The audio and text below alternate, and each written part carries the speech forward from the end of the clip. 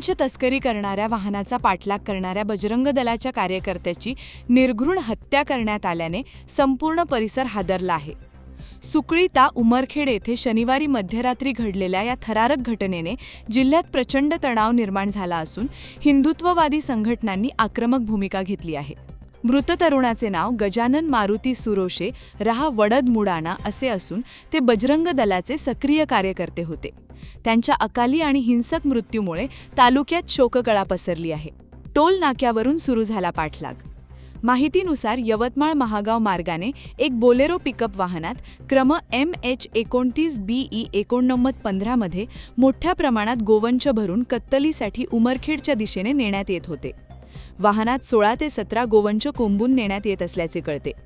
नागपूर तुळजापूर राष्ट्रीय महामार्गावरील बिजोरा टोल नाक्यावर या वाहनाने संशयास्पदरित्या वेग वाढवला व हुळकावणी दिली. दरम्यान टोल नाक्यावर गोवंश तस्करीवर लक्ष ठेवून असलेले बजरंग दलाचे काही कार्यकर्ते सतर्क झाले. त्यांनी तातडीने वाहनाचा पाठलाग सुरू केला.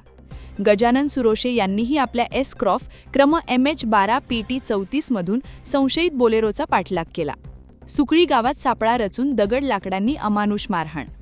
पाठलाग सुरू असताना बोलेरो की संशयित तस्कर अचानक बाहेर आले आणि त्यांनी गजानन सुरोशे यांच्या वाहनावर मोठमोठे दगड आणि लाकडांनी हल्ला चढवला.